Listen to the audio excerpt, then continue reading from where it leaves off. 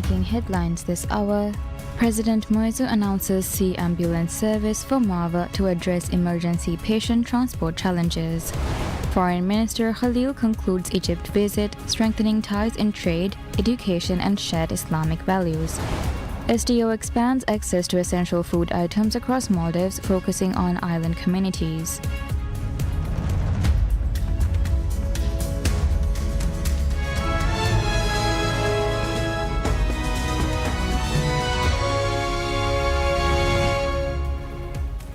Bismillahirrahmanirrahim. Assalamu alaikum and welcome to PSM News in English with me, Minha Maroof. President Dr. Mohamed Moizu commences a 3-day official tour of Lamo Atoll, visiting 11 inhabited islands as part of his administration's nationwide initiative to strengthen direct engagement with local communities. The itinerary includes Istu, Kaladu, Dambindu, Mabadu, Mundu, Kan, Mava, Fonadu, Mamendu, Hitadu, and Kunahandu. Each stop is intended to facilitate dialogue with island councils and women's development committees (WDCs), with discussions centered on development priorities and strategies to advance community welfare. Beyond formal consultations, the President is also expected to meet directly with residents, gaining insight into the lived realities and aspirations that shape daily life across the atoll. This tour reflects President Moizu's broader commitment to visit every inhabited island, reinforcing his pledge to promote inclusive governance and decentralized development. By fostering direct dialogue with atoll, island and city councils, the administration seeks to ensure that national policy remains responsive to local needs. Accompanying the President are cabinet ministers and senior officials from key government institutions, underscoring the emphasis placed on collaborative leadership and policy coordination.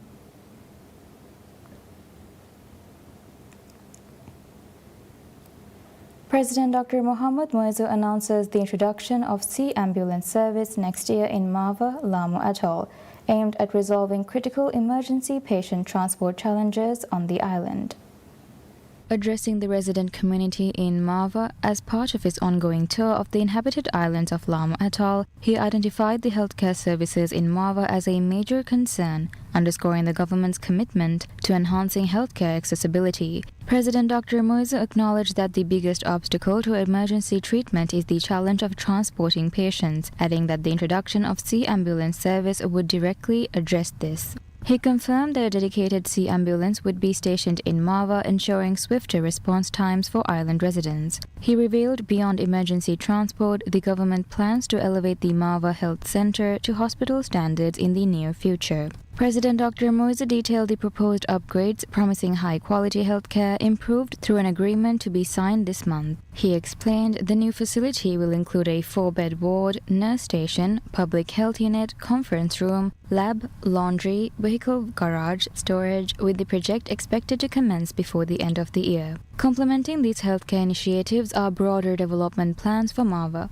The President highlighted the ongoing land reclamation project, which will see an additional 15 hectares, bringing the total dredged area to 30 hectares. Additionally, a modern football ground will be included in next year's budget, and a housing project is assured for the island once the water and sewage system is fully established. Looking at the wider Lamo Atoll, President Moizu revealed the government's vision for a new airport in the region, aimed at fostering long-term development, and affirmed efforts to boost tourism to ensure benefits for the atoll's residents. The President during the visit witnessed the groundbreaking on a new police station, waste management center, road modernization and coastal protection project, along with a Bank of Maldives BML branch, volleyball court and a fitness and recreation center in Marva. He also attended the ceremonies to sign the contracts on the Marva School expansion and harbour upgrade projects. Despite the extensive development plan for the island, the President took time to meet with members of the Marva Island Council, the Women's Development Committee WDC, and the heads of local institutions to discuss the island.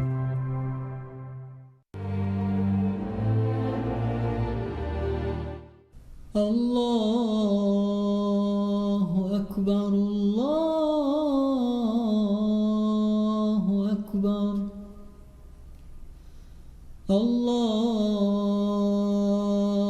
أكبر الله أكبر أشهد أن لا إله إلا الله أشهد أن لا إله إلا الله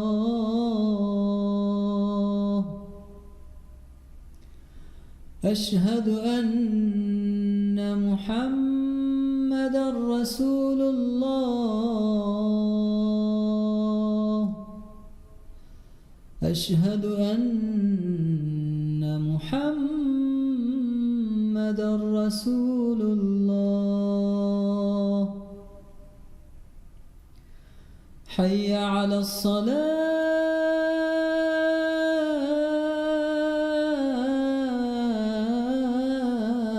الصلاة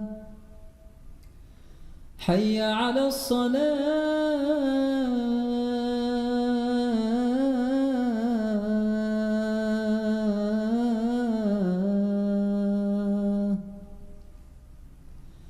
حي على الفلاح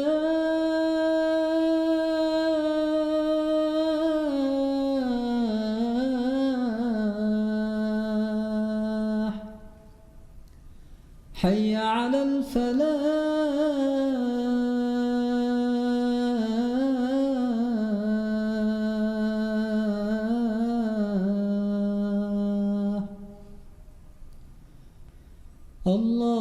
الله أكبر الله أكبر لا إله إلا الله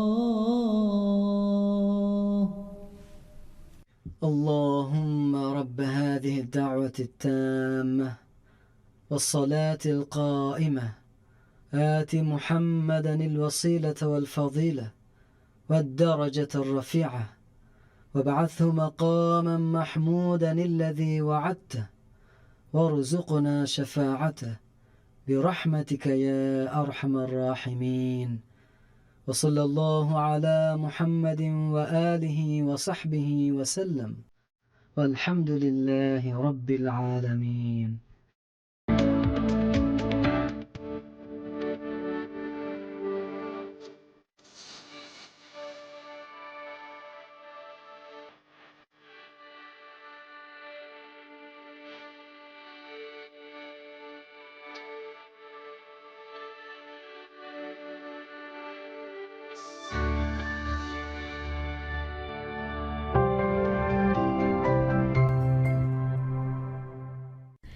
PSM ಗೆ TV channel ತಕ radio channel ತ ಮಿಹಾರು PSM Air application ನು ತಿಯ ಬೇಫ್ರುನ್ನ ಹಿಲೆ ಬಲಾಲೆವೇನೆ ಅದಿ ಅಡುವ ಹಾಲೆವೇನೆ ದುನಿಯೆಗೆ ಕೊಮ್ಮೆ ತಾಗುಹುರೆಗೆ ಕೊಮ್ಮೆ ಗಡಿಯಕು PSM ಗೆ channel ತ ಬಲಾಲುಮ ಅವಹ PSM Air app download ಕುರವ್ವ ಮಿಹಾರು ಆಪ್ ಸ್ಟೋರ್ ನ Google Play Store ಇನ್ವೆಸ್ ಮಿ app download ಕೊಲ್ಲೆವೇನೆ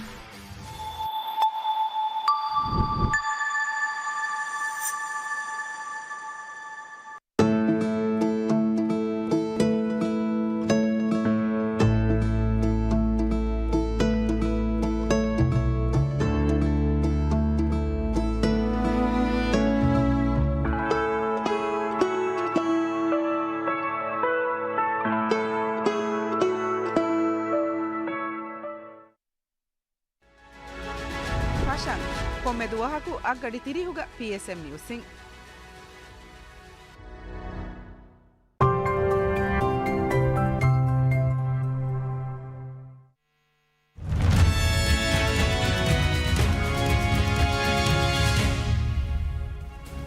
Welcome back to PSM News in English. Dr. Abdullah Khalil, the Minister of Foreign Affairs, concludes an official visit to Egypt, reaffirming the enduring diplomatic relation between the two nations and advancing discussions on trade, investment, education, and shared Islamic values. The visit was undertaken at the invitation of Egypt's Foreign Minister Dr. Badr Ahmad Mohammed Abdullati. In a statement shared on social media, Minister Khalil described the talks as constructive and highlighted their focus on deepening ties across key sectors. According to the Maldivian Foreign Ministry, the visit underscored the long-standing bonds of friendship between the Maldives and Egypt, ties rooted in a shared Islamic heritage and sustained through more than 5 decades of mutual respect and collaboration. The official program, which began on 17 October, included a series of high-level meetings with Dr. Abdullati and other senior Egyptian officials. These engagements focused on expanding cooperation in economic, educational, and political spheres. Minister Khalil reiterated the positive tone of these discussions in a subsequent post, noting his meeting with the Grand Imam of Al-Azhar Al-Sharif, His Eminence Dr. Ahmad El-Tayyib. The meeting with Dr. El-Tayyib included an exchange of views on promoting peace, moderation, and Islamic solidarity. The Foreign Minister reported that discussions also explored enhanced collaboration between the Maldives and Al-Azhar, particularly in education, scholarship opportunities, and human resource development. In his engagements with Egyptian officials, Minister Khalil provided a comprehensive briefing on the Maldives' economic priorities. He outlined ongoing efforts to diversify the national economy and ensure sustainable growth across sectors such as trade, investment, health, tourism, and infrastructure. Both governments expressed interest in identifying future avenues of cooperation aligned with the Maldives' development goals, the Maldivian Foreign Ministry said in a statement. The ministry further noted that these discussions reflected a shared commitment to deepening bilateral engagement. Addressing the concerns of the Maldivian community in Egypt, Minister Khalil met with students currently pursuing their studies in the country. The ministry said the meeting offered an opportunity to hear the specific concerns and reaffirmed the traditionally close relationship between the two nations. The visit also marked a significant step in formalizing political cooperation. An agreement was signed between the Maldives and Egypt concerning the provision of assistance within the political sphere. According to the Foreign Ministry, the accord institutionalizes cooperation efforts that were first initiated in 2019. The Maldivian government maintains that Minister Khalil's diplomatic mission will serve to further consolidate the bilateral relationship. He was accompanied by Secretary Dr. Hala Hamid and Additional Secretary Khadija Najiha. A 5-day training program aimed at countering extremism through Islamic educational principles commences in the Maldives, convening law enforcement and education officials under a regional coalition's initiative. The program, titled Addressing Radicalization in the Educational Environment, is being held in Male from 19 to 23 October. The initiative is jointly organized by the Islamic Military Counter-Terrorism Coalition IMCTC, headquartered in Saudi Arabia, and the Maldivian National Counter-Terrorism Center NCTC. It seeks to strengthen institutional capacity to identify and prevent radicalization, particularly within educational settings. Established in Saudi Arabia, the IMCTC comprises the armed forces of 43 Islamic nations. Its mandate includes the implementation of strategic programs across member states to enhance awareness and resilience against terrorism and violent extremism. In Male, Saudi scholars are leading sessions focused on the ideological threats posed by extremism and outlining preventive strategies rooted in Islamic teachings. The IMCTC describes the program as a means of promoting intellectual vigilance and fostering the values of moderation within educational communities. The opening session was officiated by Dr. Aisha Shahnaz Adam, Vice-Chancellor of the Maldives National University, whose presence underscored the role of academic institutions in shaping counter-extremism discourse and safeguarding educational environments. This training forms part of a broader strategic framework adopted by the IMCTC, which emphasizes cross-sectoral engagement across its member states. In the current year, the coalition has conducted targeted programs to enhance the capabilities of religious scholars, raise awareness among media professionals, and support educational sector stakeholders in confronting extremist narratives. The State Trading Organization, STO, undertakes significant efforts to broaden the availability of essential food items across the Maldives, with a particular focus on improving access for island communities. This initiative follows the recent addition of 23 new items, including 10 fruits, 10 vegetables, and 3 other crucial items to SDO's essential food list. While these newly classified essential goods are currently available at the SDO People's Choice supermarket in Male, the company is actively establishing new supply chains to facilitate nationwide distribution. A key component of this strategy is the imminent opening of a new retail outlet in Male, specifically designed to supply these fruits and vegetables to the atolls. Located near the Maldives Ports Limited MPL on Bodutakuru-Whanamagu, where SDO's Makita showroom currently stands. This new outlet will serve as a vital supply hub. SDO has committed to providing direct delivery services from this outlet to cargo boats and the harbour area, streamlining the supply chain for island communities. Beyond this new Male facility, SDO is looking to leverage its existing extensive network within the atolls. The company currently has 4 distribution centres and 12 retail outlets located across various islands. Further expanding its reach, SDO has announced plans for a permanent store in Hurumale, which will also stock these essential items. Currently, Hurumale residents only have access to temporary SDO fruit and vegetable sales during Ramadan. The state-owned firm aims to have this permanent essential item store operational in Hurumale before next Ramadan, addressing a long-standing need in the rapidly growing urban centre.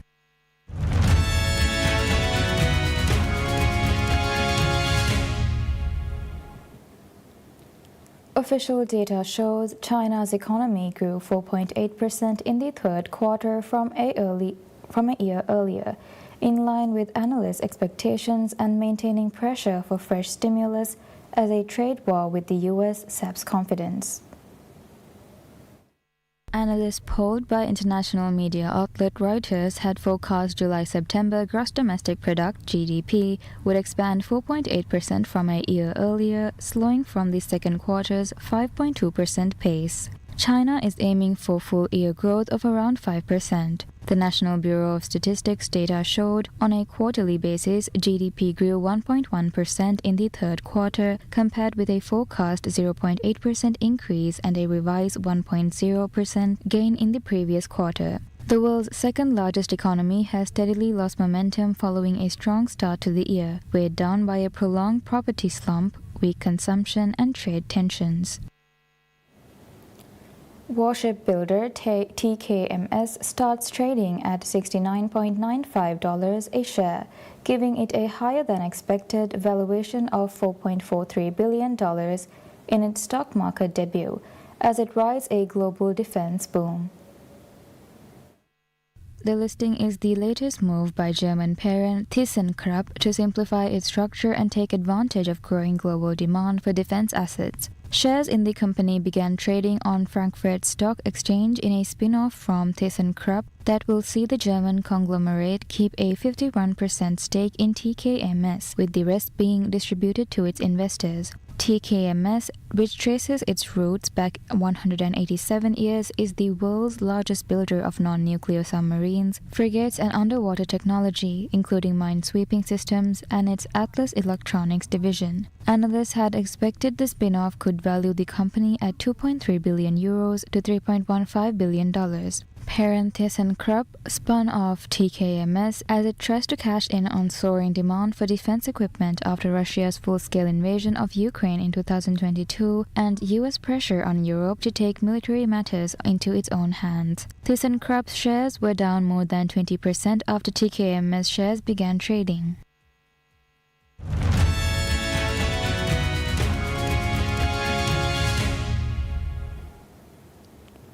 US President Donald Trump says he never asked Ukrainian President Volodymyr Zelensky to cede all of the Donbas region to Russia in an earlier meeting, but that it should stay divided as it is. Trump had pushed Zelensky to give up swaths of territory to Russia during a tense meeting that left the Ukrainian delegation disappointed, according to 2 people briefed on the discussion. No, we never discussed it. We think that what they should do is just stop at the lines where they are, the battle lines. You have a battle line right now.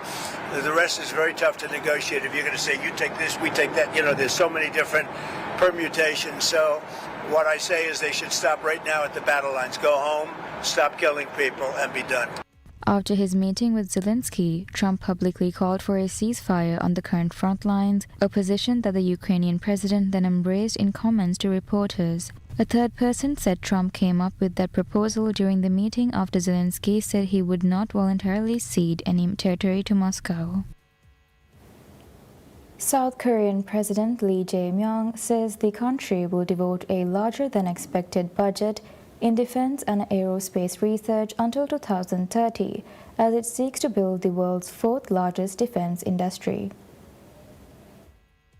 Lee was speaking at South Korea's largest ever arms fair, the Seoul International Aerospace and Defense Exhibition ADEX 2025, where firms showed off new unmanned and artificial intelligence-enhanced weapons from howitzers to suicide drones in pursuit of more global defense scales. South Korea ranked 10th in arms sales as of 2023, according to data from Stockholm International Peace Research Institute's SIPRI Top 100 Arms Companies database. Arms have become one of South Korea's fastest-growing exports, especially since Russia's invasion of Ukraine, inking multi-billion-dollar deals selling everything from howitzers and ammunition to missiles and warships around the world.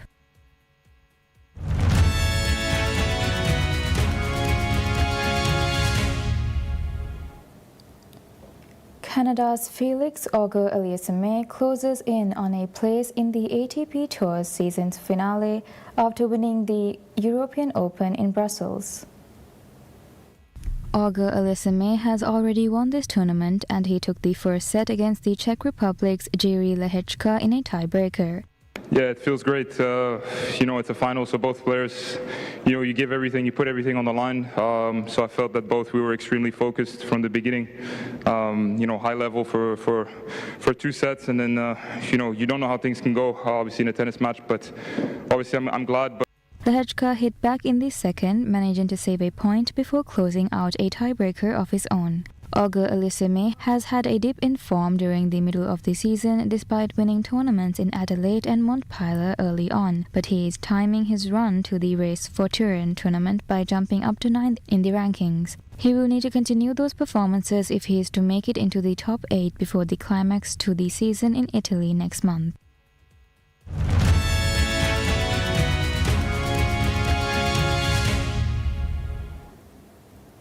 Japanese artist Keita Miyazaki presents The Eternal Duality, an exhibition hosted in the Nymphaeum of the National Etruscan Museum at Villa Giulia in Rome. The site-specific exhibition features 9 freestanding sculptures made from discarded car engines, exhaust pipes, metal fragments, origami elements, and sewn felt. Installed inside the Nymphaeum, considered Rome's first water theatre, the works place industrial material in dialogue with craft techniques traditionally associated with fragility. The idea to create the show in the Museo Nazionale Etrusco di Villa Giulia came from 2 main reasons. The first one is probably the relationship with the water, because the Ninfeo Romano in the museum has main component the water, obviously, and represents life, while Keita's work are all about the destruction that brings water. Miyazaki's practice explored themes of transformation and resilience, developed in the years following the 2011 earthquake and tsunami in Japan. His work often reflects the Japanese aesthetic concept of wabi-sabi, which embraces impermanence and the passage of time. The exhibition brings contemporary sculpture into a historic setting, marking a new stage in the restoration of Villa Giulia's Nymphaeum, where water has been reintroduced to the space for the first time in decades. And that's all we have for now. Thank you for watching. Wish you all a pleasant day ahead.